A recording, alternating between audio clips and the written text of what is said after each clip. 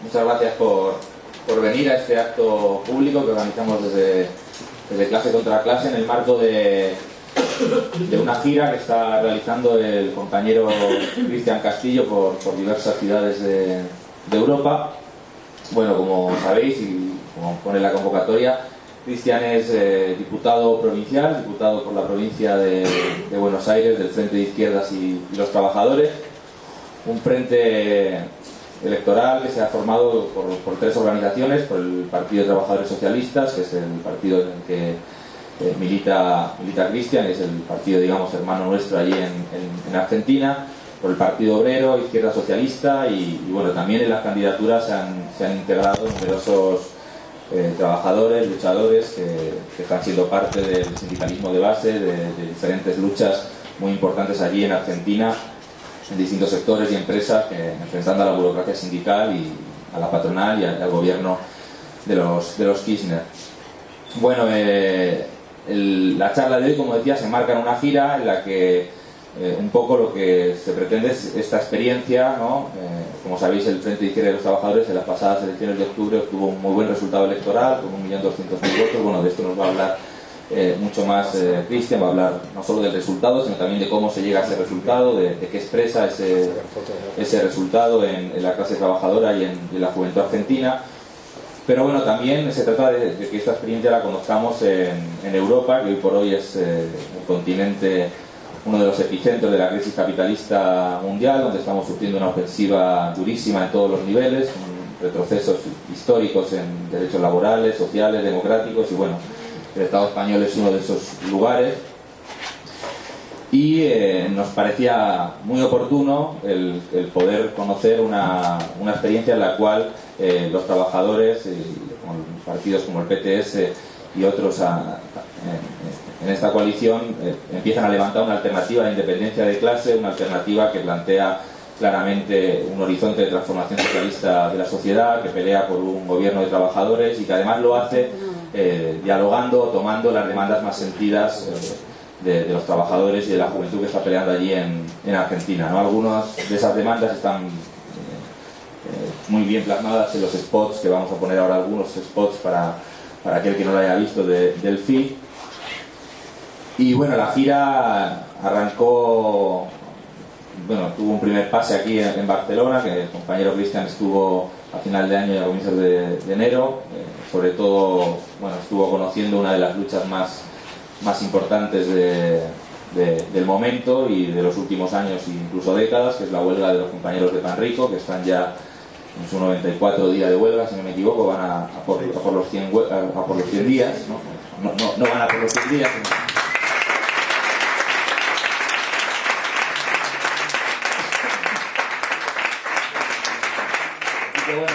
Esta charla, la verdad, es que tiene un elemento de calidad para nosotros muy importante, que es que ha venido una amplia delegación de esta lucha. Ellos ya conocen a Cristian estuvo allí en el piquete, estuvo compartiendo y bueno, intercambiando con los compañeros, charlando de su huelga, charlando también de otras luchas importantes allí en Argentina, del caso de la cerámica Zarón y demás.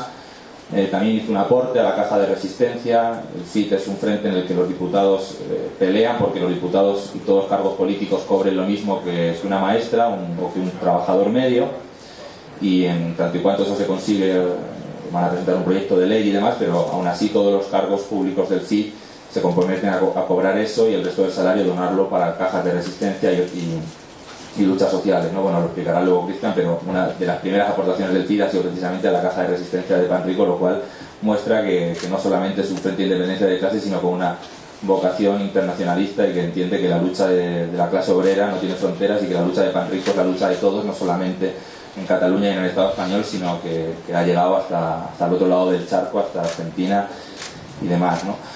Y bueno, después ha estado el compañero también en Londres, en Berlín, en Toulouse. Ahora va a marchar mañana tenemos la charla en Madrid, luego en Grecia y posteriormente en París. En todos estos lugares está tratando de encontrarse con sectores de la izquierda, de la extrema izquierda europea, con sectores de trabajadores y bueno, aquí hoy ha tenido una muy buena reunión con algunos compañeros de Panrico. Mañana iremos a Madrid. También se va a reunir con los impulsores de la querella contra los torturadores del franquismo, contra Billy el Niño y otros tantos, ¿no?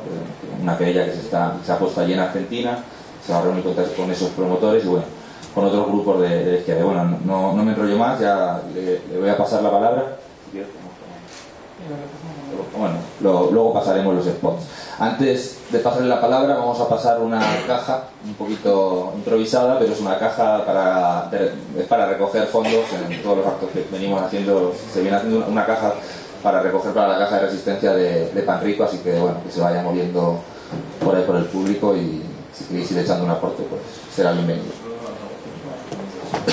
Buenas tardes, compañeras, compañeros. Un gusto poder estar acá con luchadores y luchadoras del Estado español.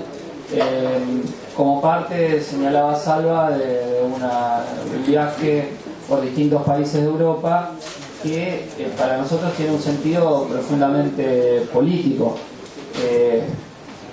Estamos en un momento en donde hay una enorme pulseada a nivel internacional entre el capital y los trabajadores, donde una crisis iniciada en el 2008 es de largo aliento y donde hasta ahora el resultado de esa crisis ha sido aumentar la miseria de la clase obrera a nivel internacional, aumentar el paro, aumentar la flexibilización laboral, mientras por el otro lado crecen las ganancias de los grandes monopolios, de los bancos, y entonces es muy importante discutir cómo construimos alternativas políticas para evitar que el resultado de esta crisis sea todavía un salto mayor en la subordinación del movimiento obrero, de los trabajadores a la dominación del capital. Es decir, ese es el sentido que tiene para nosotros intercambiar experiencias con luchadores de distintos países, conocer de primera mano la situación de la clase obrera en donde hoy se está concentrando una parte muy importante de ese combate, y donde la experiencia tanto de lucha como política que estamos haciendo en Argentina esperamos les pueda servir de experiencia, porque en estos años de crisis no es que no hemos tenido ninguna resistencia, ha habido movimientos de lucha en diferentes países. El problema es que esos movimientos de lucha fueron en parte contenidos por las burocracias sindicales y en parte no tuvieron una alternativa política que oponer cuando estuvieron a las puertas del poder. Es decir, ustedes recordarán las imágenes de la Plaza Tahrir en Egipto con millones de personas y sin embargo el resultado primero fue un gobierno de una organización islámica conservadora, la Hermandad Musulmana, y luego un golpe de Estado que hoy ha puesto nuevamente una dictadura en el poder en Egipto. Recordarán ustedes todavía mejor a cientos de miles en el Estado español, aquí en una parte importante en Cataluña durante el movimiento del 15M, pero lo tenemos a Rajoy hoy aplicando los distintos planes. Vimos también decenas de miles en Turquía movilizarse, lo hemos visto en Brasil. Hemos visto huelgas generales, una misma que tuvo lugar acá en el Estado español. Es decir, que no es falta de voluntad de las masas de resistir, de luchar, de pelear, sino que muchas veces lo hacen en general a ciegas, sin claridad de dónde ir políticamente y sin poder aparecer y plantarse como alternativa de poder. Entonces, esa me parece que es una reflexión muy importante para traer, porque nosotros en la Argentina vivimos una crisis de gran envergadura hace 12 años, donde también tuvimos un quiebre todavía mayor de la economía nacional, llegó a caer el 12% del Producto Bruto Interno, es decir, no es el 0, el 1, sino el 12% de golpe. Eso produjo un salto en la desocupación que llegó también hasta el 20 y pico por ciento, y frente a esa situación tuvimos grandes movimientos de resistencia. Tuvimos un movimiento de desocupados, de parados, que se organizó en distintos lugares de todo el país, que cortó rutas, hizo marchas, movilizaciones, reclamando el estado de subsidios, comida, etcétera, para poder sobrevivir. Tuvimos el movimiento de ocupación de fábricas. En Argentina cerraron alrededor de 2.000 fábricas cuando fue la crisis del 2001-2002.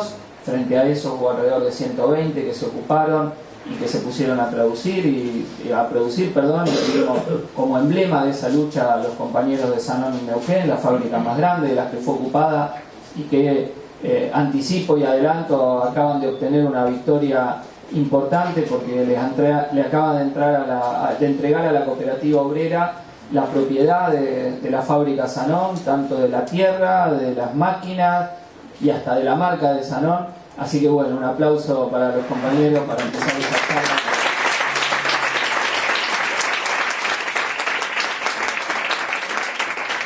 Bueno, y eso fue muy importante porque en un principio los trabajadores no se planteaban que sin los patrones se podía organizar la producción y sí hacerlo. Y esto es en parte lo que se ha mostrado frente a la alternativa de ir a la calle, frente a la alternativa de terminar en la desocupación.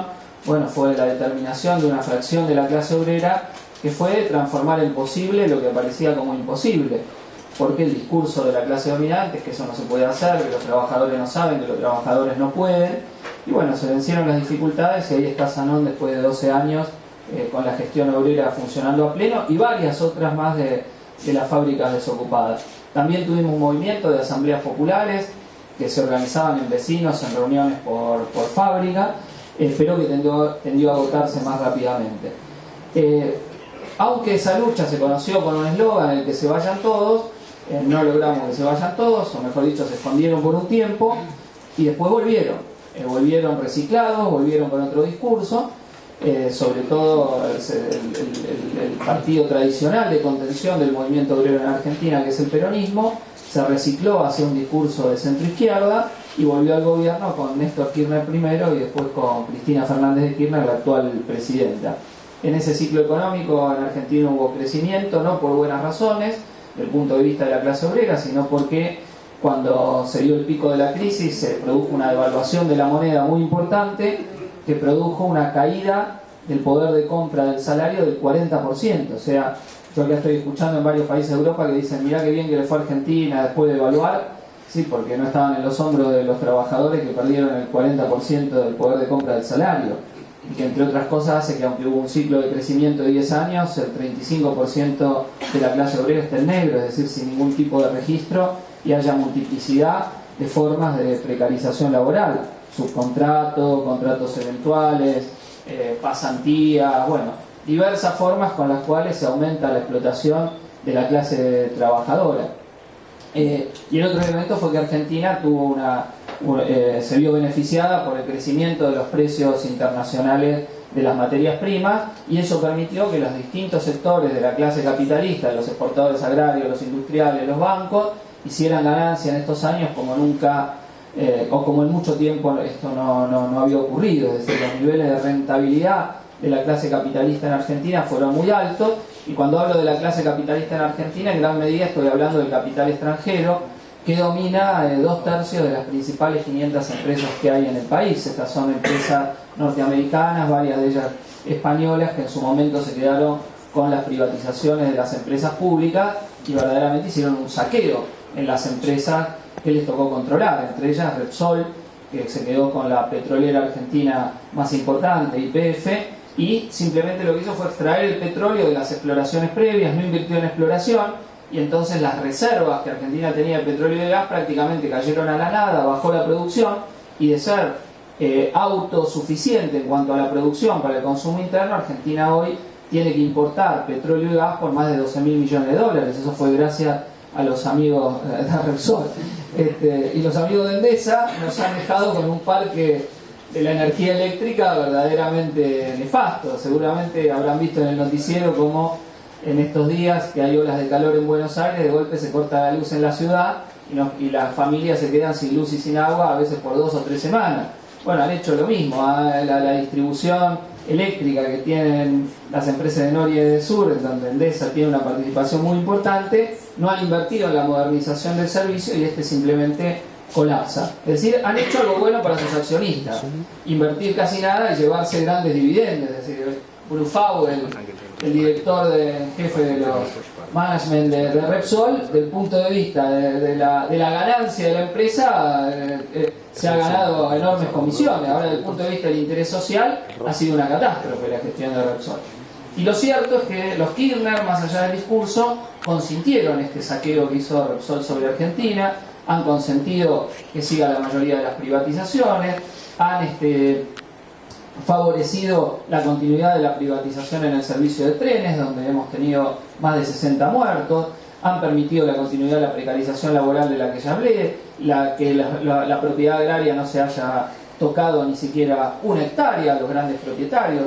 En Argentina, ustedes saben, no es una sociedad de pequeños productores agrarios, sino que hay la gran explotación en escala, donde 4.000 grandes propietarios poseen la mitad de toda la tierra que se explota para agricultura y ganadería, y con la actual producción sojera, incluso los que son pequeños propietarios agrarios, lo que hacen es alquilarle la tierra a las grandes empresas del agrobusiness, que a veces tienen no más de 20 o 30.000 hectáreas de propiedad, pero alquilan y producen sobre 400 o 500.000 hectáreas. Bueno, y esos son los que se llevan la parte del león del negocio, junto con las grandes exportadoras de granos, Gibor, Aceite General de ESA, que es local, bueno, y otras empresas que son las que tienen la ganancia grande de las exportaciones agrarias, que fueron tan fuertes que llenan de plata a los exportadores agrarios, a veces al que le alquila la tierra, y también parte de lo que saca el Estado de las retenciones agropecuarias, que no van a satisfacer los reclamos del pueblo trabajador, sino que van a subsidiar a empresarios amigos del gobierno y a pagar deuda externa. Los Kirchner pagaron, desde que están en el gobierno, 173.000 millones de dólares de deuda externa, y sin embargo la deuda pública sigue siendo hoy de 200.000 millones de dólares. El gobierno había tenido un discurso que nos habíamos desendeudado, y sin embargo uno ve la cifra de deuda del Banco Central, son altísimas cuando está concluyendo el ciclo kirchnerista. Quizá ustedes hayan leído en los diarios, en la televisión, que Cristina Fernández no tiene reelección en el año 2015, tendría que modificar la Constitución, y esto no le da la fuerza política para hacerlo. Entonces en Argentina se habla hoy que estamos en un fin de ciclo. Y el kirchnerismo fue una coalición de tres sectores políticos, básicamente. El peronismo tradicional, formado por políticos conservadores que fueron neoliberales en los 90 y luego adecuaron el discurso a la nueva situación. Ahí están emblocados la mayoría de los gobernadores de provincia, que es como está dividido políticamente la Argentina, y de las intendencias, los municipios, es decir, casi todos pertenecen al peronismo más conservador. Los Kirchner mismos han hecho una suerte de lifting luego de que llegaron al gobierno, porque ellos fueron gobernadores de Menem, estuvieron a favor de la privatización del petróleo, no se fueron cuando el gobierno de Menem dio el indulto a los generales de la dictadura militar, permanecieron en su bloque político, es decir, avalaron las privatizaciones, no tuvieron un sí y un no, digamos, con el gobierno menemista cuando gobernaban la provincia de Santa Cruz. Y después llegaron al gobierno y hicieron un discurso contra la década de los 90, cuando ellos fueron responsables de toda la política neoliberal que se aplicó en la década de los 90. Después, el otro sector que forma parte de la coalición de gobierno es la burocracia sindical. Primero estuvieron aliados con el líder del sindicato camionero, que es muy fuerte en Argentina, que se llama Hugo Moyano, el secretario general de la CGT, que fue un sostén del gobierno. Ahora han roto con Moyano y se apoyan en otros sectores de la burocracia sindical. En Argentina la dirección sindical peronista es en general muy de derecha, muy reaccionaria. En la década de los 70 organizaron grupos de choque fascistas para atacar a los activistas de izquierda, formaron parte de una organización, muchos de ellos, que se llamaba Alianza Anticomunista Argentina, junto con policías y con grupos de choque directos de la derecha local, que bueno, se ocupaban de matar activistas obreros. Hubo más de 1.500 asesinatos antes del golpe del 24 de marzo del 76.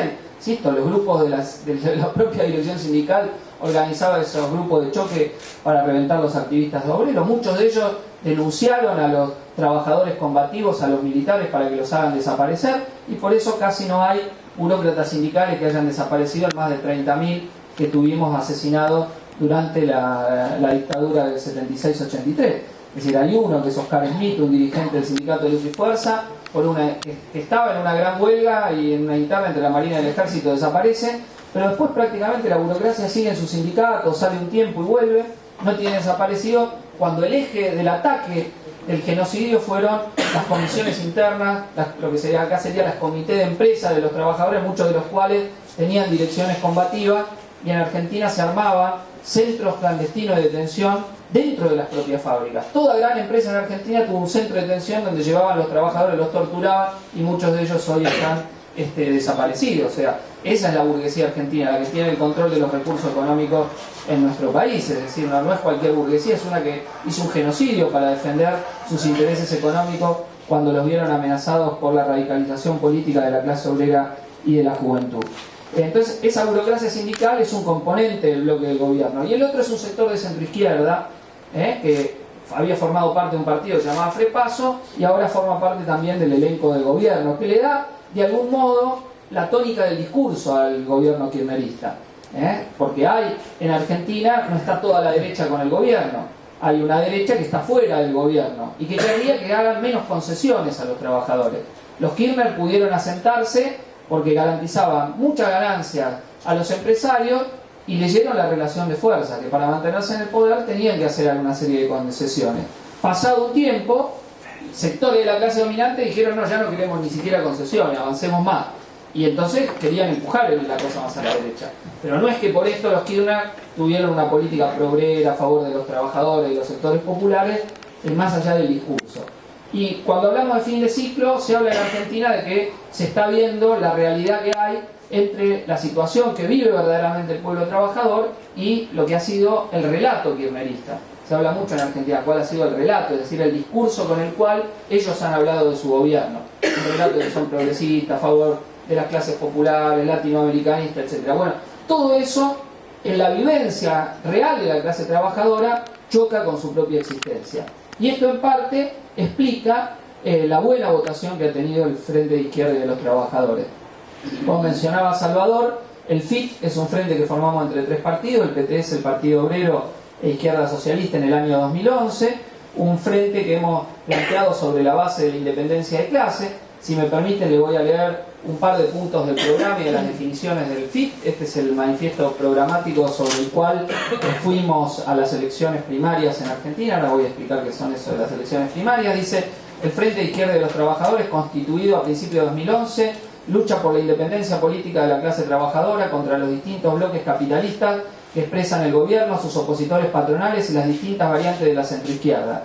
Lo hace en base a un planteo obrero y socialista y de independencia de clase, levantando un programa para impulsar la movilización política de los trabajadores y sectores explotados contra el gobierno, las patronales y su Estado. El Frente de Izquierda se presenta como una referencia política para quienes luchan por la independencia de los sindicatos y la expulsión de la burocracia sindical y sus patotas, y por la independencia de todo movimiento popular del capital y su Estado. Entre las reivindicaciones planteamos el salario mínimo igual al costo de la canasta familiar, indexado periódicamente según el aumento real del costo de vida, restablecimiento del 82% móvil para las jubilaciones, que en Argentina fue borrado en la década de los 90, reparto de las horas de trabajo con igual salario para terminar con la desocupación, prohibición de despidos y suspensiones, basta de tercerización, todos a planta permanente con vigencia del convenio más favorable, abajo las leyes flexibilizadoras, expropiación definitiva y sin pago de Sanón y demás fábricas recuperadas, no al pago de la deuda externa, desconocimiento de la deuda al Club de París, plata para salario, trabajo, salud, educación y vivienda, no para la deuda, reestatización de todas las empresas privatizadas bajo control, administración y gestión de trabajadores y usuarios, reestatización de todo el sistema ferroviario bajo control, administración y gestión de los trabajadores de todos los niveles y usuarios, por la expropiación de la oligarquía terrateniente, los grandes pools de siembra, así como de los monopolios cerealeros, aceiteros y frigoríficos, por la nacionalización de la tierra, comenzando con la expropiación de los 4.000 principales propietarios, respetando los derechos de los campesinos pobres, pueblos originarios y pequeños chacareros que no exploten mano de obra asalariada. Bueno, defensa de la educación y la salud pública, etcétera, etcétera.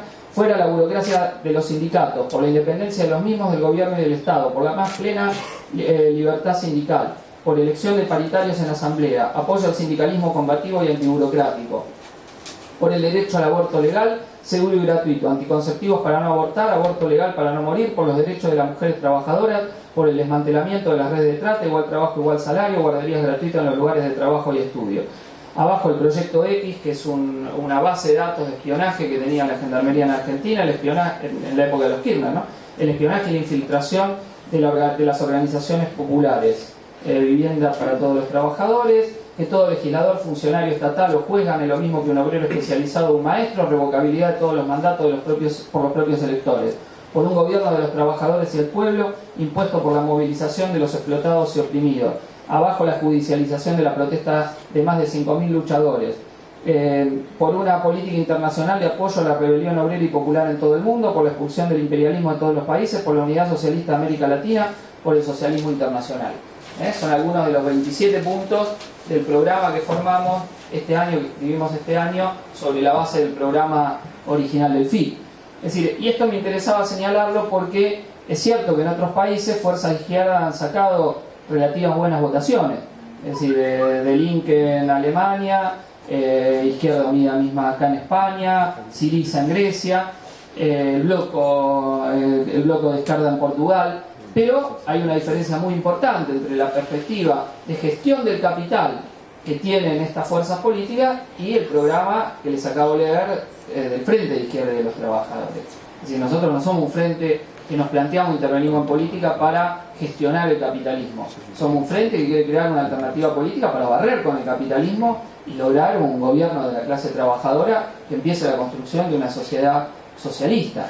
Es decir, con ese planteo estratégico, sabiendo que este es nuestro programa, que esta es nuestra perspectiva, es que recibimos 1.200.000 votos, que es un poco más del 5% a nivel nacional, y en algunas provincias una votación muy alta, el 14% en la provincia de Mendoza, el quinto distrito electoral del país. De los 5 diputados que manda Mendoza al Parlamento Nacional, 3 fueron para la Unión Cívica Radical, uno de los 2 grandes partidos nacionales, otro para el peronismo que gobierna la provincia, y otro, uno igual que, o sea que el partido de gobierno sacamos del Frente de Izquierda, donde salió diputado nuestro compañero del PTS Nicolás del Caño, un joven de 33 años.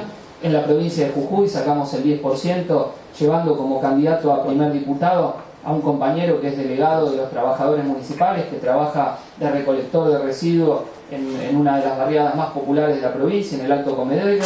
En la provincia de Salta, la lista de los compañeros del PO en el Frente de Izquierda sacó el 20% en la elección general, lo cual nos permitió obtener ahí un diputado nacional, y el 28% en la capital, en una elección que se hizo 15 días después, donde la lista salió primera frente a las distintas listas peronistas. En Córdoba sacamos el 8%, en Neuquén, donde está Zanón, el 11% de los votos, el 10% en Río Negro, el 6% en el distrito donde yo me presenté en la provincia de Buenos Aires, que nos permitió llegar al parlamento de la provincia más poblada del país, el 5 y pico en Capital Federal, y en algunas zonas de la provincia de Buenos Aires el 8% en algunos municipios. Bueno, una elección muy alta, que incluso en estos registros que yo estoy dando de datos de voto, no mide lo que ha sido un fenómeno muy importante la votación del FIT, que es el apoyo que hemos tenido en las fábricas. Hay fábricas donde el voto al Frente de Izquierda fue del 20, del 30 y hasta del 40% de los trabajadores. Y no me estoy refiriendo a fábricas de 20, de 50 o de 100 trabajadores, sino a fábricas de 2.500, 3.000 obreros, donde esos porcentajes son los del voto al Frente de Izquierda. Lo cual expresa una tendencia política muy importante, que es hacia que el agotamiento del ciclo kirchnerista en la clase trabajadora y en sectores de la juventud no está siendo canalizada por otras variantes de derecha o de centro-izquierda, sino que está siendo canalizada políticamente por una fuerza que plantea la clara independencia política del movimiento obrero respecto de todos los bandos capitalistas. Y no ha sido solo el voto. Un dato de la campaña electoral es que muchos trabajadores, a veces por decenas en alguna fábrica, militaron activamente la campaña del Frente de Izquierda. O sea, nosotros en los años anteriores veníamos viendo un fenómeno donde la izquierda venía ganando peso en los comités de empresa. Y en muchos comités de empresa, en Argentina la estructura sindical no es igual acá, no es que compiten distintas confederaciones dentro de la fábrica, sino que hay un sindicato que tiene el comité de empresa. Habíamos desalojado a la burocracia, le habíamos ganado fábricas grandes, fábricas importantes, pero y se organizaban muchos trabajadores para las elecciones, para pelear contra la burocracia, pero no tenían el mismo grado de reflexión política. Lo nuevo de la elección del Frente de Izquierda es que los mismos que peleaban por echar a la burocracia en la fábrica dieron un paso hacia la lucha política, es decir, se organizaron para pelear políticamente. Y esto fue el cambio que el FIT permitió, que una generación obrera empiece a hacer sus pasos en la lucha política, hacia el avance de que los trabajadores tengan su propia organización política con la cual enfrentar al Estado de los capitalistas. Y esto es central, porque la explotación en la fábrica la vive todo obrero directamente. Aún el obrero que es más propatronal, opina que es propatronal porque se salva, porque quiere trabajar menos y que le paguen más. Todo obrero quiere eso, trabajar menos horas y que le paguen más.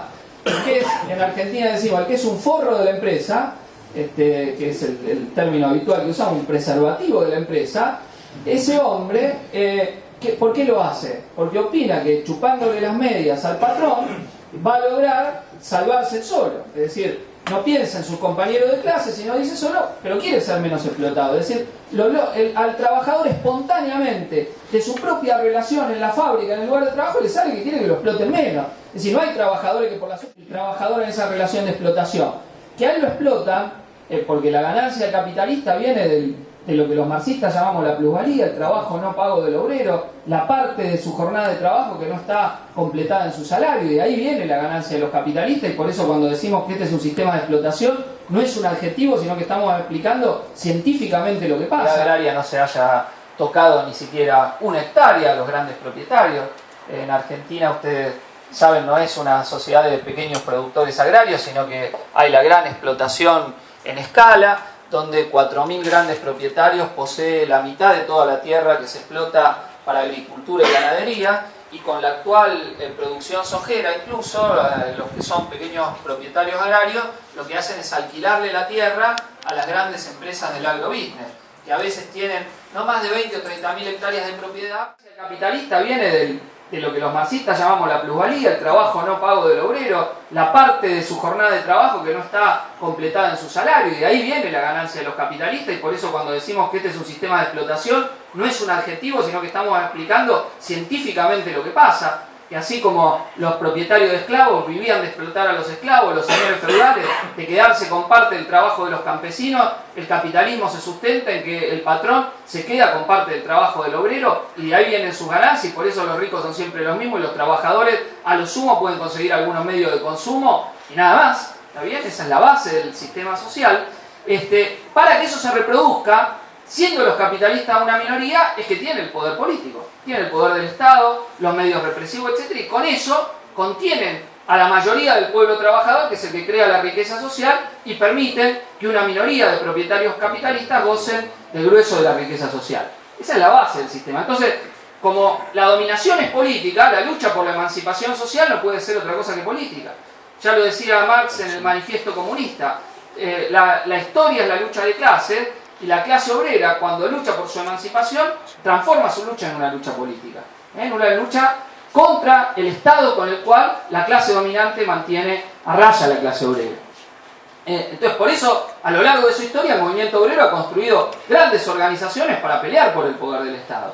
Lo que pasa es que en los últimos 30 años hemos vivido un retroceso muy grande de muchas conquistas que había tenido la clase obrera. Un retroceso en el nivel de organización sindical, un retroceso político, un retroceso de conquistas sociales. El capitalismo se restauró en la Unión Soviética, en China, en Europa del Este, y además hemos sufrido un profundo ataque ideológico a lo que habían sido las conquistas de estrategia política de la clase obrera, conseguidas con sangre, conseguidas con multitud de luchas, conseguidas con revoluciones triunfantes, que habían hecho que millones de trabajadores en el mundo se plantearan superar el sistema capitalista. Entonces el capital cuenta en su haber con que nos atacó durante 30 años, nos quitó conquistas en el terreno de la vida, del trabajo directamente, y también tuvo avance ideológico. Y logró que se vendan un montón de burocracias corruptas, políticas y sindicales que se adaptaron a gestionar el capital y que viven como socios menores de eso. Y que ustedes lo han padecido acá con lo que está haciendo UGT, comisiones obreras, etcétera, etcétera, etcétera, y lo vivimos en todo el mundo. Entonces, el movimiento obrero llega a la crisis capitalista hoy tratando de recomponerse, recomponiendo algunas cosas, porque resiste, porque pelea, porque millones en todo el mundo ven que los gobiernos conservadores o socialdemócratas hacen lo mismo, le meten la mano en el bolsillo a los obreros para salvar a los grandes empresarios, y hay una generación juvenil que está haciendo esa gran experiencia política. Y así como el voto de la clase trabajadora, o de fracciones de la clase trabajadora, para ser preciso, fue un componente muy grande de la elección del FIT en Argentina, el voto de la juventud fue el otro gran componente. Tanto trabajadora, que es la más precarizada, como estudiantil, que nos dio un voto verdaderamente muy importante para el Frente de Izquierda. Entonces, nosotros ¿cómo nos explicamos este resultado electoral? Yo en distintas charlas digo, bueno, ¿y ustedes cómo explican? ¿Por qué le fue bien? ¿Por qué levantando un programa rojo? Planteando claramente sus objetivos socialistas, etcétera? ¿Por qué le fue bien? Bueno, hay una combinación de factores. Primero, hay un proceso objetivo. Hay una parte de la clase obrera que había votado al kirchnerismo en el 2011, donde Cristina sacó el 54%, que está descontenta y que no se banca al gobierno tal como era, y dice: este gobierno no representa mis intereses, no da satisfacción a mis demandas, etcétera. Ese es un primer fenómeno. Ahora hay un segundo fenómeno que la izquierda tiene existencia. Si nosotros no hubiésemos estado en la fábrica, si no nos hubiésemos mantenido contracorriente en estos años, ese descontento sería canalizado por otro lado. Si no hay una relación automática entre el descontento y dónde va ese descontento. Nosotros en estos años, mientras una parte de la izquierda se fue atrás del gobierno y otra apostó por la centroizquierda, Proyecto Flu, más o menos, etc., nos mantuvimos firmes. Dimos una pelea por penetrar en la clase trabajadora y por ganar a los trabajadores para barrer a las burocracias sindicales. Esto tampoco era automático. No era automático que volvía el empleo y entonces la gente se iba a ligar a la izquierda. No, hay una convicción militante de que el futuro de las luchas por el socialismo está en el movimiento obrero. Y fue en parte dado contra la corriente. Acá me comentaban los compañeros que en el Estado español hay una fuerte ideología de que la clase obrera no tiene peso, que ya no existe, etc. Bueno, nosotros discutimos mucho en Argentina sobre eso, con ideologías de ese tipo, ¿no? Se puede graficar a un estudiante autonomista de la siguiente manera. Los autonomistas son una tendencia del movimiento estudiantil, sobre todo, que dicen que la lucha es de ciudadanos, de individuos, que ya las clases no van más, que eso quedó en el pasado. Un estudiante autonomista se levanta a la mañana, toma un café con leche, ese café lo hicieron obreros de plantaciones del café, la leche la hicieron en una fábrica que produce leche, comió las donuts que hacían los compañeros de Pan Rico, después se puso los zapatos que hicieron en una fábrica de zapatos, los pantalones y la remera que hicieron en fábrica obreros que trabajan algunos en Indonesia, otros en talleres esclavos en Argentina y que llegaron de golpe importados para acá. Se tomó el metro que manejan los trabajadores del metro, después llegó, supongamos que tiene una hija chica antes de ir a la facultad, la lleva al colegio donde los trabajadores de la educación la recibieron a su hija, volvió a la facultad, llega, va a la asamblea y dice: la clase obrera no existe más. Bueno, esa ideología está bien, sin embargo, ustedes van a las asambleas y está lleno de gente que, a pesar de que todo lo que hace, todo lo que consume, todo, sin la clase obrera no existiría, no se puede hacer, dice: no, ahora el mundo es inmaterial, vivimos en el capitalismo postmaterial, ¿está bien? Como si las computadoras no las fabricara nadie, ¿no? Como si las computadoras no las hace nadie, son, no sé, el mundo de la nada, da las cosas. Y bueno, pero tenemos que discutir porque esas ideologías permean a mucha gente que dice: ahora la lucha es ciudadana, no es el proletariado, no está más, y nosotros apoyamos todas las luchas que se den, obviamente, y si las reivindicaciones como se dan, pero tenemos una conclusión: sabemos que la clase obrera tiene una capacidad potencial de acción contra el capital que no tiene nadie más. ¿Por qué? Porque es la que produce todo lo que hay en la sociedad, la que está agrupada en grandes fábricas, grandes empresas, grandes lugares de trabajo, y que si se plantea atacar al capital, lo paraliza. Las huelgas generales muestran ese poder de la clase obrera. Muestran que si la clase obrera no actúa, no hay nada, el capital no es nada. Había un reaccionario que se llamaba Alexis de Tocqueville, que en la Revolución de Francia en 1848, en junio de 1848, cuando los obreros estaban insurreccionados, cuenta el temor que tenían ellos como aristócratas.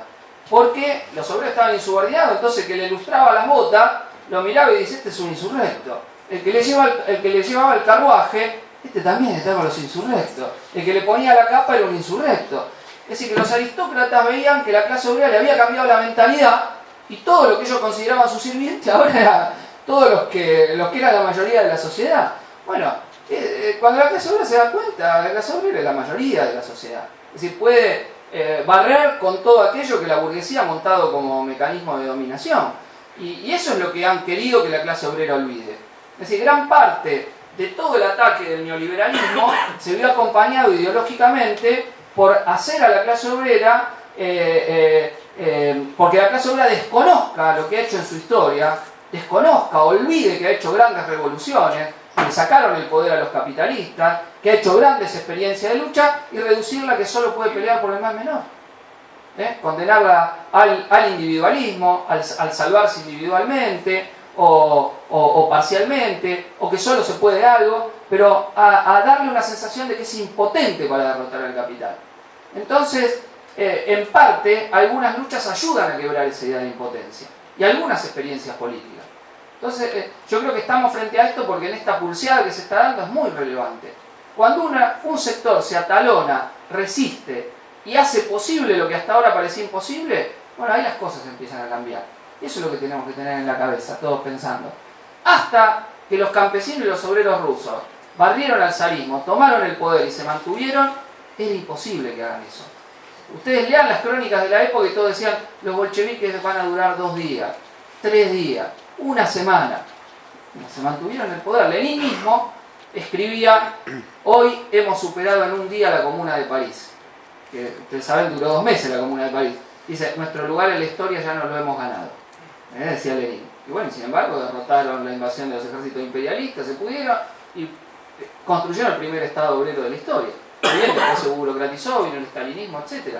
Pero eso no nos puede hacer perder de vista que eso hizo posible lo que parecía imposible. Antes de la Revolución Francesa, ¿quién iba a soñar que no iba a haber más aristócratas? Que iba a haber igualdad, la conquista de la burguesía, la igualdad jurídica. Sin embargo, ¿dónde está el rey de Francia? No hay más rey de Francia, se acabaron. ¿Quién iba a pensar que íbamos en parte a terminar con la esclavitud en Estados Unidos? Y se terminó la esclavitud en Estados Unidos. Las luchas de la guerra civil, de la independencia, etc. Aún luchas que han sido contradictorias y todo, o la colonización, o en Sudáfrica el apartheid, etc. Entonces, ahora, nuestro objetivo no es solo terminar y luchar contra opresiones parciales. Nosotros estamos firmemente convencidos de que la sociedad se puede organizar sobre otras bases y que con los medios técnicos y materiales con los que contamos podemos organizar una civilización que sea verdaderamente libre para todos. Eso es nuestro objetivo, a eso lo llamamos comunismo. Es decir, que hoy lo que heredamos del mundo capitalista, todos los desarrollos técnicos que en el capitalismo han existido, permiten de forma mucho más fácil que en la época de Marx ni hablar, pero de Lenin, Trotsky, Rosa Luxemburgo, pensar en construir una civilización donde no haya explotación ni opresión, donde todos planifiquemos los recursos económicos y vivamos libremente, reduciendo progresivamente la jornada laboral y todo el mundo discuta, delibere qué hay que hacer con la economía, qué hay que hacer con esto, con lo otro, más en esto, más en esto. Perfectamente posible. Imaginen la televisión, la computadora, puesta en vez de al servicio de idiotizar a la gente, al servicio de planificar racionalmente la producción y la creación de una sociedad verdaderamente libre. Ese es el proyecto de emancipación por el que nosotros luchamos. Ese es nuestro objetivo. Desde ahí damos cada lucha parcial. Es decir, y en ese sentido el frente, la intervención electoral del FIT no es porque creamos que los trabajadores se van a emancipar alrededor de conquistar cada vez más diputados. No, nosotros en eso sabemos que no hay una experiencia histórica, en la historia del capitalismo, donde por medios pacíficos la burguesía entregó el poder. Nosotros sabemos que sin revoluciones a la burguesía el poder no se lo saca. La burguesía, como en todas las clases dominantes de la historia, la burguesía en esto no es distinta. No hubo un ejemplo en la historia de la humanidad, y no lo hubo en el capitalismo, de que sin levantamientos populares, sin millones en las calles, se le hayan arrancado los privilegios a los poderosos. Ahora, nosotros peleamos en todos los terrenos. No es que en un terreno decimos, no, acá no peleo. Ahora nosotros el terreno del Parlamento se lo peleamos también. Y si hay diputados que hablen a favor de los intereses de los trabajadores y que estén en las calles en las luchas, a favor de la lucha de los trabajadores. ¿Cómo razonaban los obreros que votaban frente de izquierda? Cuando luchamos, ¿quién está? La izquierda. Si hay diputados de izquierda, nuestras luchas van a estar mejor. Y ese fue parte del mensaje que nosotros transmitimos. ¿Para qué queríamos diputados de izquierda? ¿Para solucionar los problemas de la clase obrera? No, la clase obrera o lo soluciona ella luchando o no lo solucionará. Ahora, ¿qué puede hacer? Que ayude a que fortalezca la lucha de los trabajadores, entre arriba y abajo, porque en el Parlamento podemos llevarlo, podemos plantearlo, podemos con proyectos de ley desenmascarar lo que hace la burguesía y podemos ayudar a la movilización de la clase trabajadora. Ese es el sentido de por qué los que somos revolucionarios, anticapitalistas, los que no tenemos ninguna confianza en este sistema, intervenimos también en las elecciones parlamentarias. Es decir, por qué si millones de personas votan, vamos a dejar nada más que voten a los partidos de la burguesía. Vamos a pelearle porque voten por una alternativa de clase de los trabajadores, no por una alternativa cualquiera de oposición, en general, contra el ajuste, etc. No, una alternativa de clase, que se plantee claramente la identidad política independiente de los trabajadores. Y no porque seamos obreristas en el sentido corporativo. Nosotros no lo somos. Nosotros queremos que la clase obrera se eleve a lo que llamamos clase hegemónica, a que plantee un proyecto de sociedad distinta, tomando en sus manos las demandas de todo el pueblo oprimido, del conjunto de los sectores que luchan contra el capitalismo. Pero sabemos también que ninguno de esos sectores va a resolver sus problemas por sí mismo. Es decir, ligamos permanentemente la lucha, por ejemplo, contra la opresión de la mujer a terminar con el sistema capitalista. porque creemos que la sinergia de esos distintos combates contra el enemigo común es lo que puede darnos la victoria. Es decir, estamos en contra de los que quieren mantener cada movimiento separado por sí mismo, sin ligarse. Al revés, si lucha la clase obrera y tiene el apoyo de los estudiantes, de la juventud, de los movimientos por la vivienda y todo, es mucho más fácil que triunfe, y viceversa. Si los sindicatos tuviesen una dirección combativa, tomarían la lucha de todos los trabajadores. Yo estaba en Alemania, ahora recientemente en Berlín, y es una tragedia. Hay un sector del movimiento obrero que está en los sindicatos, que es terriblemente corporativo. Después están los trabajadores precarios y después el sector que está peor de la clase obrera, que son los ilegales y los refugiados, que son en general trabajadores de otros países que están en una situación terrible. ¿Y cómo está dividida la izquierda en Alemania? Una trabaja en los sindicatos, pero para pelear por las reivindicaciones de los que están en los sindicatos. Y otros van y luchan con los que están en los movimientos de refugiados, etcétera, pero sin ligazón. Terrible la situación. Porque lo que tiene la fuerza para que estos ganen, no pelean por esto. Y estos pelean desesperadamente, dan grandes luchas, etcétera, pero es una impotencia. 6 horas de un paro general de los sindicatos alemanes regulariza a todos los sin papeles. 6 horas. 6 horas. O menos, manifestaciones, actos. ¿Se entiende? Cuando nosotros queremos pelear por los sindicatos y la elección que ha obtenido el FIT nos plantea en parte ese desafío en Argentina, no es para hacer lo mismo que los burócratas un poco mejor, es para ayudar al cambio de conciencia de la clase obrera. Si los sindicatos no organizan los desocupados, nosotros queremos los sindicatos para organizar los desocupados. Si no pelean por los contratados, para pelear con los contratados. Si no pelean por los ilegales, para pelear por la defensa de los ilegales. Porque son organizaciones de masa de la clase obrera. ¿Se entiende? Entonces, cambia toda la relación de fuerza. Si vos tenés los sindicatos que pelean por eso, es otra situación, la de la clase trabajadora. Y en Argentina, tener o no tener los sindicatos, incluso una comisión interna, para el trabajador de esa fábrica es un cambio copernicano. Cuando los delegados son de la burocracia en Argentina, en una empresa industrial, el delegado es un vigilante, es un botón, es el ojo de la patronal en la fábrica. Está mirando que los trabajadores no hablan mal. Si detecta que alguno es de izquierda, le habla a los patrones y lo echan directamente. El delegado sindical. El delegado sindical.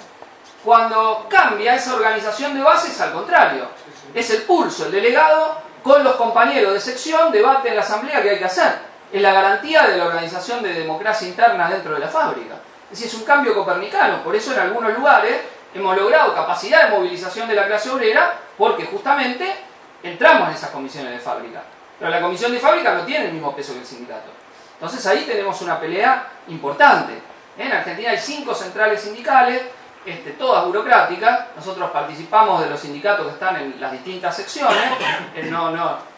Tampoco es que nunca planteamos que se pueda hacer un sindicato independiente, pero en general luchamos por recuperar el sindicato de conjunto y por pelear por congresos de delegados de base de todo el movimiento obrero para lograr la unidad por abajo y no la unidad de los burócratas. El Papa Francisco, por ejemplo, que es peronista, de tradición militante, y además el estilo populista que ustedes le ven en la televisión, etc., se reúne con los burócratas sindicales de Argentina y le dice: únanse porque la izquierda le va a ganar los sindicatos.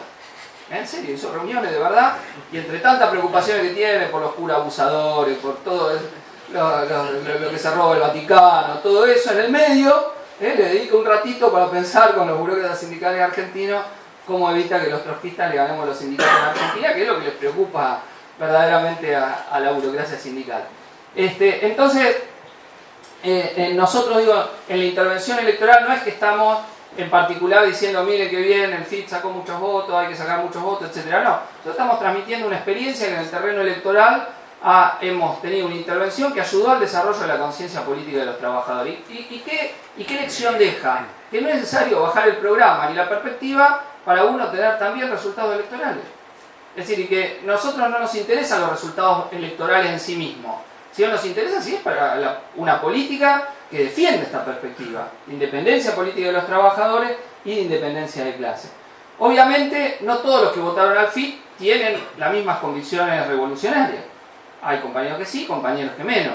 Pero lo que sí es que votaron a quienes saben que tenemos estas convicciones. ¿Se entiende? No todos los trabajadores de la fábrica tienen las mismas ideas.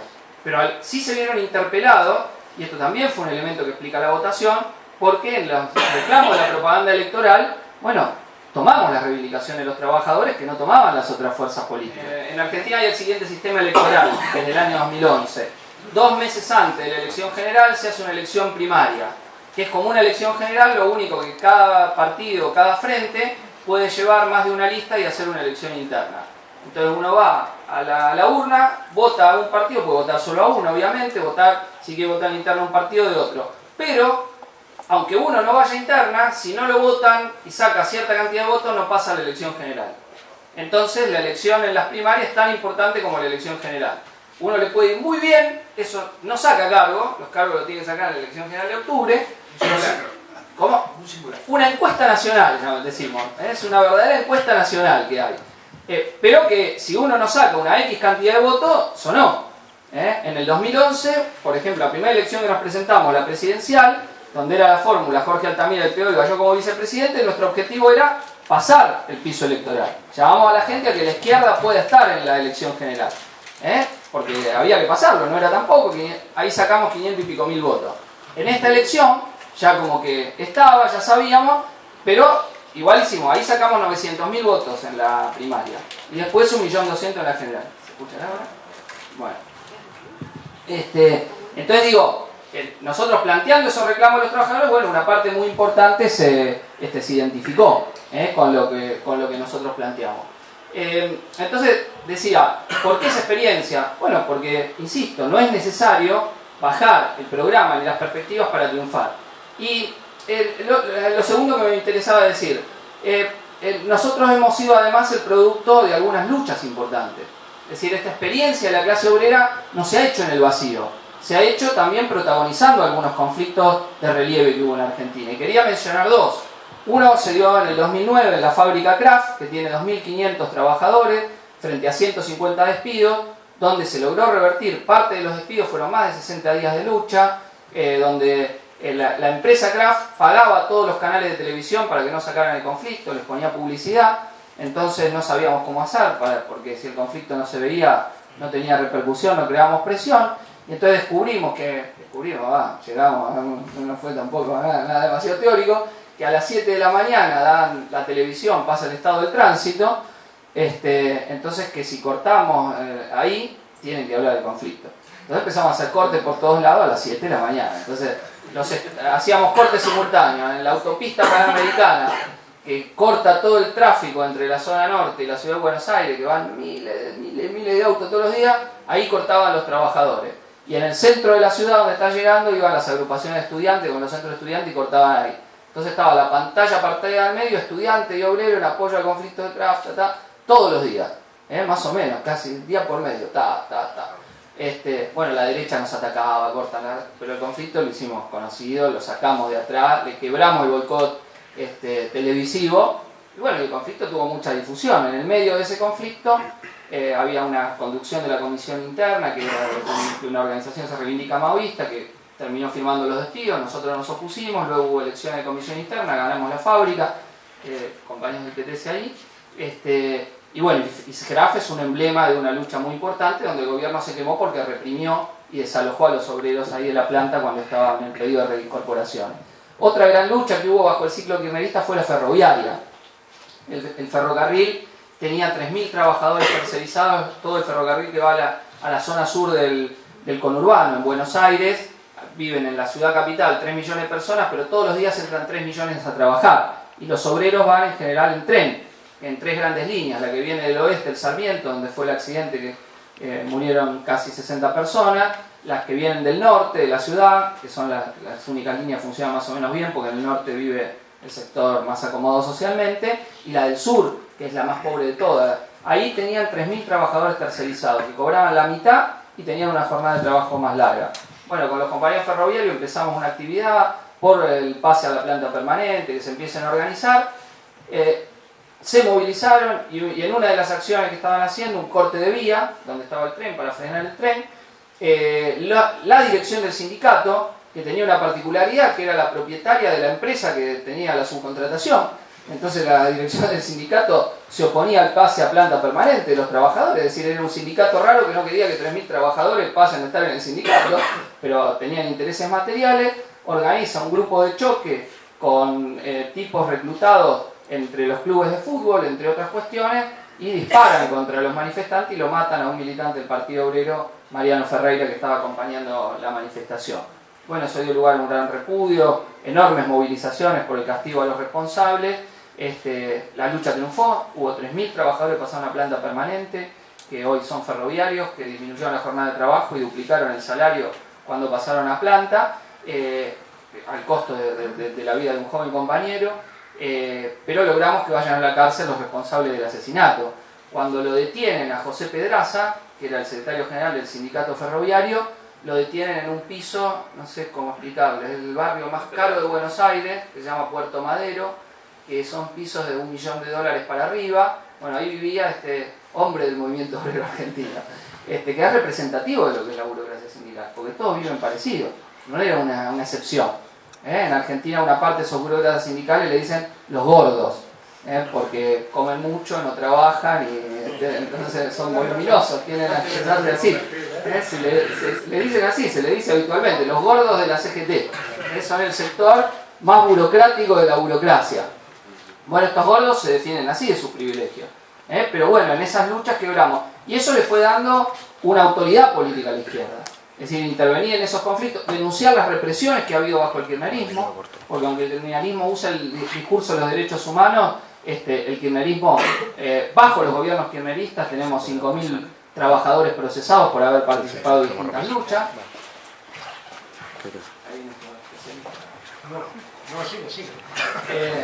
Bueno, les decía que ahí también en esa denuncia de las represiones hemos jugado un papel muy importante en el espionaje ilegal que mencionaba antes, donde en Argentina, como en casi todos los países, está prohibido que hagan espionaje interno las fuerzas de seguridad, y sin embargo descubrimos que había una base de datos de la Gendarmería, que es una fuerza de seguridad, que tenía los nombres de los militantes, base de datos, la denunciamos y esto se transformó también en un gran escándalo político. Y bueno, han sido ámbitos en donde la izquierda ha ganado un papel importante, en el sindicato del subte, que es un sindicato independiente que se dio en este caso, donde son muy luchadores, muy combativos, consiguieron las 6 horas de trabajo, no sé cuánto se trabaja acá en el metro en Barcelona, pero en la mayoría de los países de Europa que pregunté no hay 6 horas de trabajo en el subte, es decir, que es una gran conquista, en este caso de los trabajadores de Argentina, que impusieron la insalubridad y lograron ampliar la cantidad de trabajadores en el plantel, disminuyendo la jornada de trabajo para todos, desde boleteros hasta tráfico, hasta los que están en los talleres. Fue una gran conquista y es un sindicato muy combativo, y nuestro candidato a senador fue uno de los compañeros que más reconocido de la lucha del subte, que es Claudio L. Carbonara, muy conocido, sale siempre en la televisión en los conflictos del subterráneo. O sea que la tendencia al voto del FIC estuvo alentada en parte también por estos procesos de lucha en la clase trabajadora, donde la izquierda tuvo un protagonismo. Es decir, no es que simplemente sacamos votos porque hubo gente que quería protestar, sino es gente que votó a quien sabe que han tenido este protagonismo de lucha, que están en las calles, que salen a la pelea contra los patrones, contra los gobiernos, que no se amilanan. Ese es lo importante. Por eso decimos que es un voto que tuvo un nivel importante de conciencia política. Bueno, para señalar lo último que me interesaba, nuestro objetivo no es simplemente hacer un frente electoral. Un frente electoral es un medio. Nosotros entre los partidos del frente discutimos muchas cosas, muchas veces tenemos diferencias, debatimos públicamente. Esto yo creo que es un mérito, no un demérito de la izquierda en Argentina. Cuando hay diferencias las expresamos, no es que tenemos una falsa diplomacia, que decimos estamos todos de acuerdo cuando tenemos diferencias. A veces discutimos duramente, no tenemos ese prurito de no a ver si se enteran los otros. Si tenemos diferencias, mejor que sean públicas y que los trabajadores se den cuenta de eso. En nuestro caso, el PTS, nuestro objetivo es hacer un gran partido revolucionario de la clase trabajadora. Creemos que ese es el debate que hay que abrir entre la clase trabajadora. Y que ese es un debate que lo podemos hacer obviamente más a nivel nacional porque tenemos más fuerza. En nuestro caso empezamos la campaña electoral con más o menos 1.500 militantes, incorporamos 1.000 nuevos compañeros ahora después de la campaña electoral, entre ellos un 35% que son trabajadores industriales, lo cual es una cantidad importante, pero sabemos que todavía somos una minoría. Es decir, nosotros con eso no es la palanca que todavía queremos construir, pero es un paso que estamos dando en ese sentido. Y lo hacemos con la convicción de que es necesario construir un partido de estas características no solo en un país, sino a nivel internacional. Que la clase obrera tiene que retomar la mejor tradición revolucionaria, la primera, la segunda, la tercera y la cuarta internacional, y tener un partido revolucionario que actúe a ese nivel, y es parte de las discusiones que nosotros queremos hacer con todos los compañeros. Obviamente, el capitalismo, como decía Marx, La lucha contra el capitalismo es internacional en el contenido, porque el capital nos explota a escala global, porque es un sistema que funciona a escala global, pero es nacional en la forma. Es decir, luchamos por derrocar al Estado de cada país, por conquistar el poder. Toda esa ideología de que no era necesario luchar por el poder le hizo un gran favor a la clase dominante. Sanón es una entre muchas fábricas ocupadas. ¿Pero por qué sobresalió entre las fábricas ocupadas? Bueno, porque en Sanón había revolucionarios que cada pasito lo llevaban un poco más. Eso es lo que ha distinguido a Sanón. Es decir, varias fábricas consiguieron ser cooperativas que funcionan en Argentina, que andan bien, que las gestionan sus obreros. Pero no todas se proponen llevar esa experiencia a otros trabajadores. No en todos los casos esos trabajadores están en los piquetes de otros lugares, de otros sectores que están en lucha. No en todos los casos piensan cómo ganarse a la juventud y construir un movimiento de resistencia en la propia provincia. Ahora, por ejemplo, se entregó el petróleo a la Chevron en la provincia de Neuquén. Bueno, los ceramistas de Sanón estuvieron ahí primero en la lucha contra la entrega del petróleo. O sea que los revolucionarios, pues tenemos un objetivo mayor, podemos lograr que sectores de la clase obrera vayan más allá de su lucha espontánea. La lucha sin revolucionario en Argentina se ocupaban fábricas y se ponían a producir. Pero sin revolucionario no se planteaba que esa pequeña conquista, cuando estuvo Raúl Godoy en varios países de Europa, lo decía, esa trinchera que hemos conquistado, que es eso, una fábrica recuperada, una cooperativa obrera, una trinchera conquistada por los trabajadores, esté al servicio de una lucha más de conjunto, no simplemente defender el espacio que yo tengo en la trinchera. Entonces, eso es de algún modo lo que nosotros queremos transmitir y aspiramos. Es decir, a que muchos compañeros están haciendo experiencia de resistencia, de lucha, bueno, a pensarlo desde este objetivo mayor de emancipación de la clase obrera. Si uno tiene ese pensamiento hasta el final, va a ver que sus luchas parciales va a ir más a fondo de todo lo que puede conseguir. Y a veces se gana y a veces se pierde.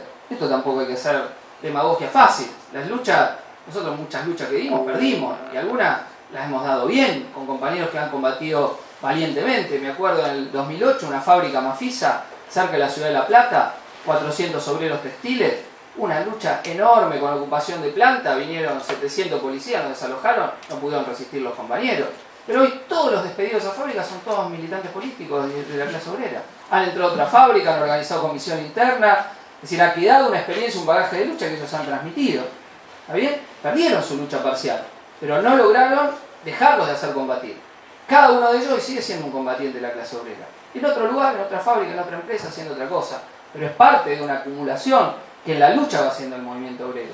Por eso también la necesidad de la transmisión de las experiencias. Que no quede, que no sea un destello, una lucha hoy que quedó. No, sino transmitir esa experiencia para que sea retomada por otro sector.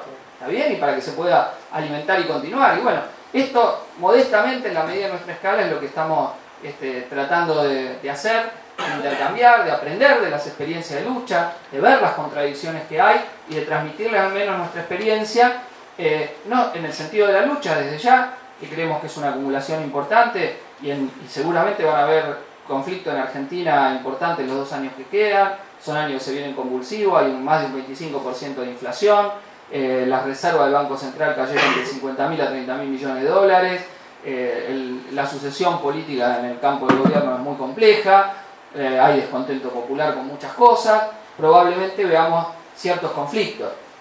Nosotros luchamos para que esa sucesión no sea por derecha, sino que sea por izquierda, para que haya una acumulación superior de lo que la izquierda hoy ya ha conseguido en Argentina y podamos ser una referencia para el conjunto de la clase trabajadora y poder pesar en las calles, así como en parte pesamos en la urna. Todavía no logramos movilizar 40-50.000 trabajadores, que es lo que cambiaría un poco la situación. Si los mismos votos fuesen con esa capacidad de movilización, estamos en otra situación política en Argentina. Ahora, ¿estamos tan lejos de lograrlo? No sé. Si todos los sectores combativos organizaríamos un gran encuentro de delegados de lucha, nos estamos acercando a eso. Pero todavía no está. ¿Está bien? Pero es una posibilidad que podemos conseguir, que podemos lograr. Sin cuando los burócratas llaman a luchar, nosotros luchamos. El 20 de noviembre de 2012 en Argentina, parte de la burocracia sindical convocó un paro general. Fue un parazo en Argentina. Los sindicatos que habían llamado a no parar, la base les paró igual. El sindicato docente que estaba alineado con el gobierno dio la voz de orden diciendo el que para es un traidor. No funcionó una escuela en Argentina. Sin una escuela, los docentes pararon todo. Llamando un tercio de los sindicatos, paró todo el país. Yo creo que les contaba a los compañeros, estábamos en un piquete que habían hecho los compañeros de Kraft y de otra fábrica en la autopista Panamericana, donde habitualmente cuando se hacen esos piquetes hay kilómetros de cola para un lado y para el otro, es así, se da muy... No había un auto, no venía un auto de allá, un auto de acá. Nosotros estábamos en el piquete y decíamos, no estamos parando a nadie. Pero ¿qué hicieron los piquetes? Jugaron un papel propagandístico. Entonces el trabajador que no iba a trabajar, de un gremio que no llamaba a parar, que decía, no pude llegar por el piquete. No pude llegar por el piquete. Es decir, fuimos la excusa para ayudar a eso, y hubo piquetes en varios lugares, jugamos un papel ahí, ahora todos tenemos proceso judicial por ese piquete, pero bueno, es de lo que se trata. Entonces digo, nosotros no somos sectarios cuando la burocracia llama a parar. Si llama medida de lucha, luchamos. Tratamos de, en esa medida de lucha, tratar de sacarle la dirección, mostrar que son inconsecuentes, que no van hasta el final, etc. Y a la vez peleamos todos los días por quitarle el control de los sindicatos. Porque sabemos que en manos de ellos son instrumentos que son débiles para la clase trabajadora. ¿Está bien? Ahora, si el sindicato tiene 50.000, yo organizo 5, no le gano al sindicato. Yo tengo que tratar de ganarle esa base, pelearle, ser una oposición.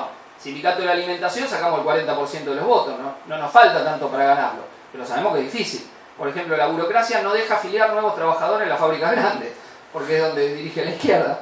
Entonces dice, no hay nuevo afiliado. Entonces ahora estamos pensando grandes campañas políticas para imponerle la afiliación de los compañeros y poderle pelear ahí. Eso no quiere decir que automáticamente ganemos el sindicato, pero sí que nos acercamos mucho. Tenemos otro sindicato donde la izquierda ha sacado 35 o 40% y que adelantaban el resultado que iba a sacar el FIT en Argentina.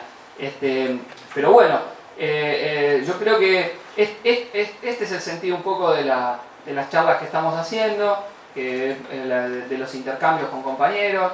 Verdaderamente es un honor para mí que estén los compañeros de Panrico, con los que pude estar en el piquete y llevarles la solidaridad. Creo que la lucha de ellos es muy importante para ellos en primer lugar, para sus compañeras, para su familia, de poder mostrar que se resiste, para los trabajadores de Cataluña y para todos los trabajadores del Estado español que están ante una ofensiva grande del capital, ¿no? El 31 de diciembre, cuando estábamos comiendo con algunos compañeros, veíamos la televisión y mostraban a los compañeros de Panrico, otros compañeros del País Vasco también en huelgas largas, en Andalucía, otros compañeros que estaban, y bueno, son también una muestra de que hay un sector de la clase obrera del Estado español que se atalona cuando sus direcciones sindicales miran para otro lado y dejan pasar los planes, ¿no? Y creo que eso es un ejemplo que se puede resistir y sobre todo transmitirle a ellos y a todos, tengan confianza, compañeros, las luchas pueden ganarse o perderse, pero las luchas siempre dejan algo de lo cual pueden aprender otros sectores de trabajadores cuando se gana y cuando se pierde. Y ese es el ejemplo que ustedes ya han dado con la resistencia que han tenido, entonces no lo digo por demagogia, sino que realmente para mí es un gusto poder estar, que entre otras compañeras y compañeros estén los compañeros acá presentes en esta charla. Y desde ya dar mi solidaridad a todos los que están siendo reprimidos y perseguidos en el Estado español, los compañeros de Burgos que están siendo atacados por resistir a los ataques del capital, demandar la inmediata libertad de todos los presos y detenidos en las manifestaciones, y sí transmitirle una cuestión, un pedido. Nosotros, entre los casos de judicialización de la protesta social, el más grave que tenemos es el de un grupo de petroleros, trabajadores del petróleo en el sur del país, que hizo protesta y movilizaciones hace algunos años. En esas protestas murió un policía, los acusaron, los llevaron a juicio, han sido algunos de ellos condenados a cadena perpetua, 4 trabajadores, sin ninguna prueba, con testimonios tomados con tortura, un caso que parece el de Sacco y Vanzetti por lo escandaloso. Ahora ellos no están detenidos porque se ha apelado el fallo y les han permitido estar en libertad hasta que la sentencia quede firme, así que estamos en una gran campaña por la absolución de los trabajadores petroleros, ya que con una condena de esta magnitud se le intenta dar una lección a todos los trabajadores que salen a luchar por su reclamo. Entonces sí, dejarles esta inquietud. Hay un petitorio que anda circulando en las redes sociales, se los vamos a hacer llegar y pedirles también la solidaridad con esta lucha. Bueno, yo termino acá y vemos después si podemos ver los videos. Muchas gracias, compañeros.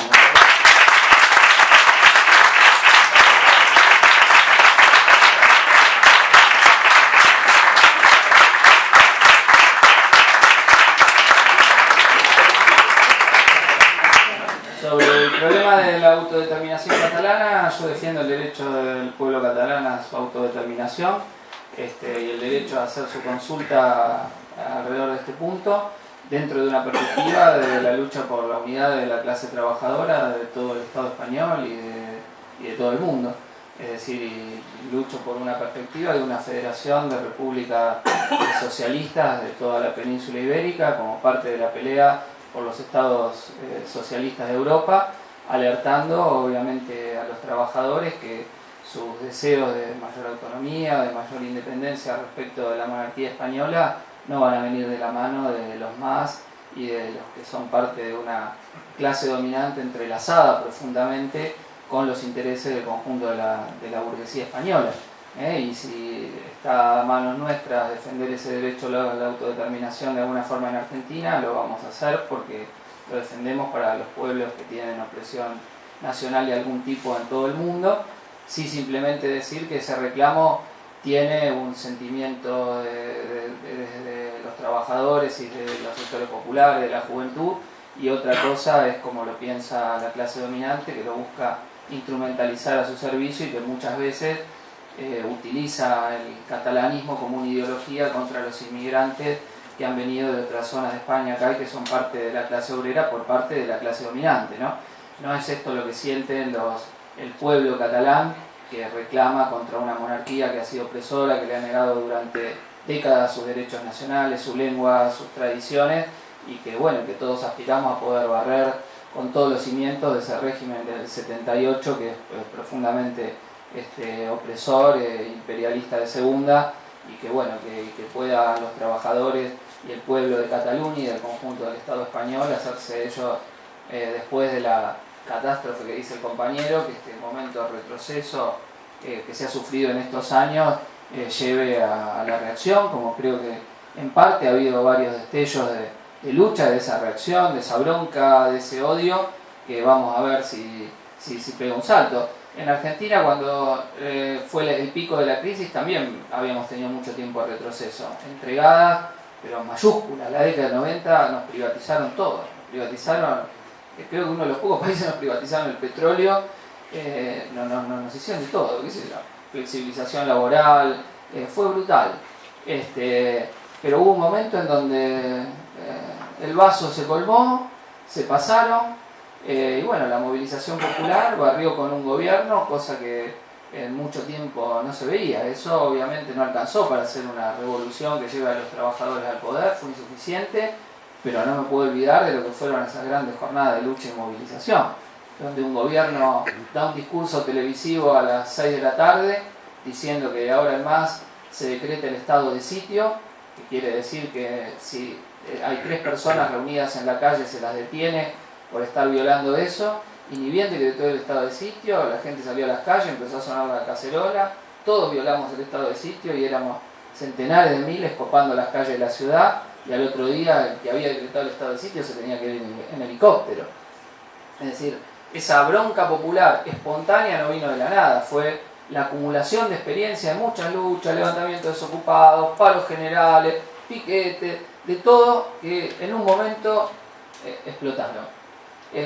Quizá en Europa hay muchas condiciones para explosiones de ese tipo, y en algunos lados las vimos parcialmente, porque se está acumulando mucha bronca, se está acumulando mucha rabia, es mucho despotismo burgués el que estamos sufriendo.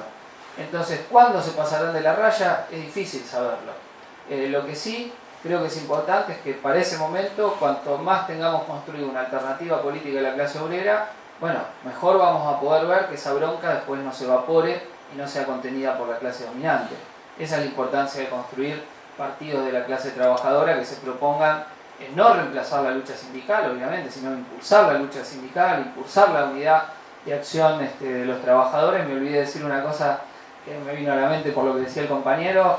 En el frente de izquierda tenemos un sistema de rotatividad en los cargos, es decir, en el caso del mandato que yo asumí ahora, el mandato de la banca es de 4 años, yo voy a estar 1 año y medio, renuncio, sube el segundo compañero de la lista 1 año y medio, y sube finalmente el tercer compañero de la lista 1 año.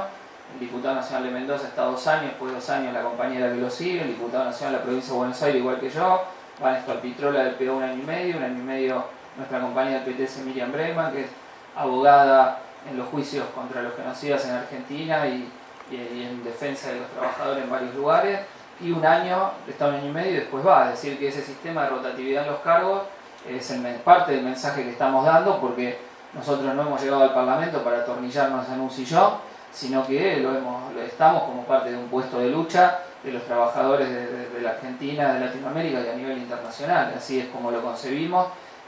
Sabemos que la clase dominante busca hacer lo contrario y bueno, nuestro planteo de que el ingreso del diputado, lo que cobra, tiene que ser igual a un obrero, va en ese sentido. Salva lo dijo al principio, nosotros desde el Frente de Izquierda, esto es común, no vamos a recibir personalmente más que el salario de un trabajador y el resto de la dieta, en este caso los compañeros del PTS, lo ponemos para un fondo para apoyar las luchas. Esto lo hizo nuestro compañero Raúl Godoy, que fue diputado en Neuquén del Frente de Izquierda, uno de los compañeros dirigentes de Sanón. Ahí la lista iba cuatro compañeros distintos, un año cada uno. Estuvo un año Alejandro López, obrero de Sanón, después estuvo Raúl, obrero de Sanón, ahora hay una compañía que es dirigente docente y finalmente una compañía que es trabajadora estatal, y Raúl y Alejandro López están ahora trabajando en la fábrica de Sanón. Es decir, salieron de su cargo, están trabajando en la fábrica como cualquier trabajador, no porque hayan renunciado a la lucha, sino siguen organizando la clase obrera. Raúl comparto yo con él el organismo de dirección del PTS, tengo el orgullo de hacerlo con él, que es parte ya de la tradición del movimiento obrero de mi país, pero vuelve a hacerlo. Yo trabajo de docente universitario, ahora tengo licencia en la mayoría de los cargos para ejercer cargo de diputado, pero sigo dando una materia en Buenos Aires y una en La Plata, y termino y vuelvo a mi lugar de trabajo como docente universitario, que es uno de los ámbitos donde participo de las luchas políticas que se dan en el movimiento estudiantil y docente de mi país. Pero me parece muy bien traerlo a esta colación porque la clase dominante lo que se vale de formar castas políticas profesionales, que bueno, que así como hay burocracias sindicales que viven en Argentina, está en promedio un secretario general de un sindicato 28 años y 3 meses al frente de un sindicato. No es la renovación generacional lo que les preocupa, bueno, pero si uno ve la trayectoria de los políticos profesionales de Argentina es muy similar, de que su vida son los cargos públicos y nada más. Y bueno, y justamente la cooptación de una casta política profesional es muy importante para que gerencien después los negocios. Ustedes han visto un Felipe González después ser lobista de las empresas españolas, se la pasa viajando por la América Latina defendiendo a las multinacionales españolas ahí, ¿no? Al pueblo de España.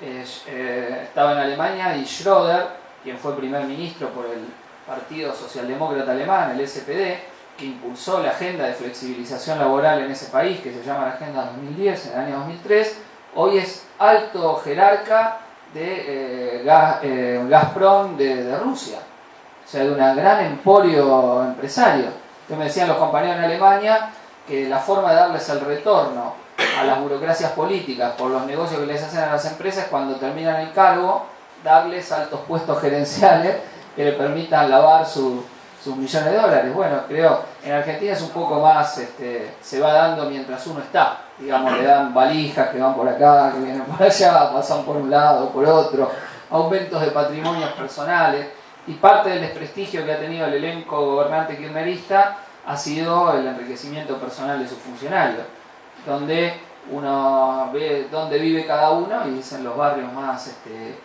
exclusivos de las ciudades donde están, todo en grandes countries, departamentos pisos, supuestamente a políticos que venían a negar lo que era el enriquecimiento de los que se hicieron las políticas neoliberales de los 90. Hay un dato que se da a veces que es de cada 30.000 millones de dólares que entraron de las empresas que se privatizaron, 6.000 fueron para coimas, para sobornos. 6.000 de 30.000 millones en la década de los 90.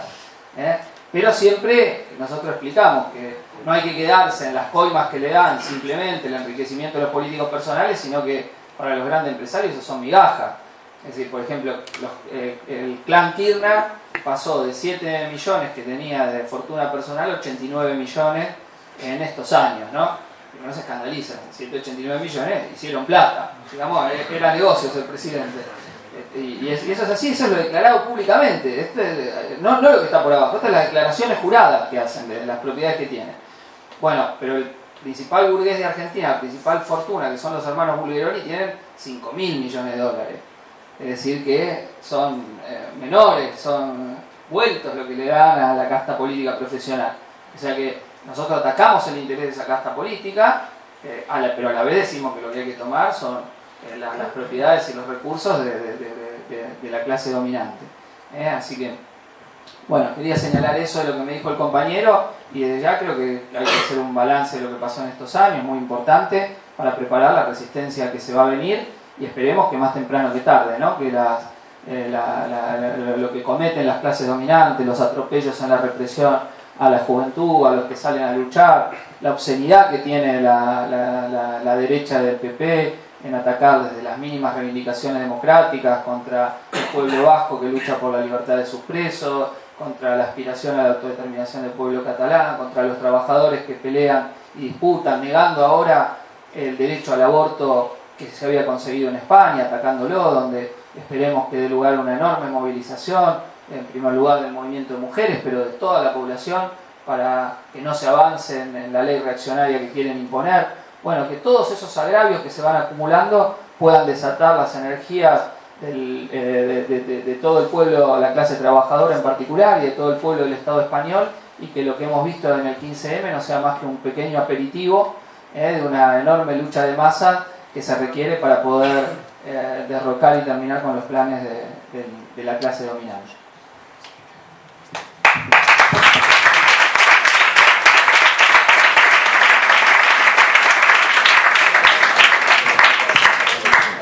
Bueno, compañeros, nada, agradeceros de nuevo a todos los que habéis venido aquí. Aclarar, bueno, decir que a la vez que estábamos haciendo la charla no hemos podido cambiar de día porque la agenda de la gira era realmente muy apretada y teníamos que hacer, solamente era posible hacerla hoy viernes aquí en Barcelona, pero hoy también a las 8 de la tarde había sido convocada una concentración en solidaridad con la lucha de Gamonal, de este barrio obrero de Burgos, que llevan ya muchas semanas, aunque en los últimos días ha salido mucho más en los medios de comunicación, luchando en contra de una gran operación especulativa por parte del ayuntamiento y del cacique de turno del ladrillo de esa ciudad. Una lucha que ha sido muy reprimida por parte de la delegación del gobierno, de la Policía Nacional. Hay varios compañeros en prisión preventiva, se están recogiendo fianzas para ver si se logra por lo menos su excarcelación provisional, pero bueno, es una lucha muy duramente reprimida y que está generando la solidaridad en todo el Estado. Ha habido ya manifestaciones en varias ciudades, en Madrid hoy es la tercera jornada de movilizaciones en apoyo y hoy era la primera concentración aquí en Barcelona. Así que bueno, manifestar primero nuestro total apoyo político a esa demanda y ahora a ver si, aunque sea, podemos estar un rato en la marcha por la libertad de los presos y en apoyo a la lucha de Burgos. Bueno, muchas gracias y un gusto haber estado